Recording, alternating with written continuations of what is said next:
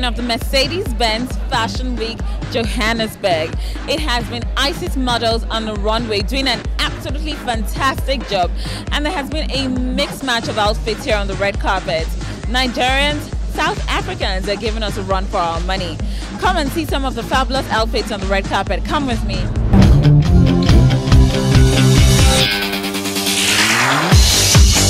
Hi, how are you doing? Good on yourself. Oh my goodness, I love. Thank you so much. This is tribal inspired. He'll be releasing a range for men's blouses. I'm obsessed with the 1950s, so I draw a lot of my inspiration and a lot of the things I do from the 1950s. Absolutely love it. I'm trying out this whole blouse thing for men because a lot of men don't wear blouses, so I'm trying this look out. Heels were originally designed for men, so I want that to come back because I believe it's important.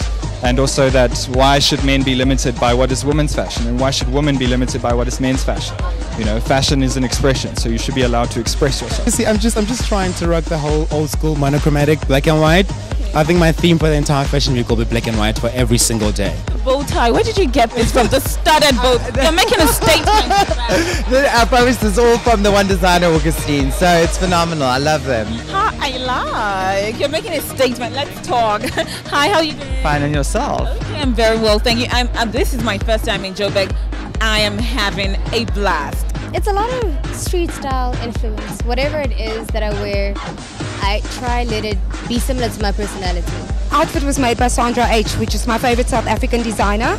I love her for clean lines and an absolute eye, and for understanding the African physique, because you know I'm very voluptuous. Now tell me about the whole ensemble. Well, it's just black and white inspired. I think that when you put black and black together, it needs to be texture, you know. So that's why there's this different texture to this different texture. I thought because we're here in summer, you know, I thought you had to wear shorts. So why not throw in the shorts, no socks, bring in a nice little maroon vibe with the matching tie to the shoes, while keeping it semi-classy. You have to. You can't just come in here in shorts and a t-shirt to a fashion event, eh? Because we know that Nigerians are so fashionable. Like I can tell you 1,001 things about Nigerian fashion, but tell us about fashion in Joburg. Joburg fashion is very easy, very daring at times, and what I'm loving about Joburg fashion is that a lot of people that follow trends don't really follow trends as they are. They mix and match, and they like some of them. What I like about them is that they incorporate themselves, their personalities into the latest trends. It's always very exciting. I mean, they always got fantastic venues, great designers, and the show's always wonderful. So it's a pleasure to always come in and see what's happening for the upcoming fashion season. And I see a lot of growth, and artists are now beginning to express themselves even more. So that's really, really beautiful, and it's very authentic. You know, that's what South Africans are known for, pushing the envelope. What do you think about Nigerian fashion? I think Nigerian fashion has a lot of potential. I think it's the same as African fashion anywhere, is we have to stop looking at like the auto-exotic gaze and start making a sort of like modern sort of conception of what Nigerian or African fashion is. Prada is able to do it, you know, Comme des Garçons can do it, why can't we do it ourselves? We have to innovate for the world. In my case, I'm always influenced by Nigeria. Your fabrics are amazing, and Nigerian artists like Mimi, for one, who dressed Michelle Obama. You know, I saw her collection, this was with AFI, and it was absolutely beautiful. The moment demand is huge, and artistically I think is exceptionally talented. So having to do a collaboration with him would be, for me, quite humbling, but as well spreading my wings a little broader than South Africa. What's your take on the Mercedes-Benz Fashion Week?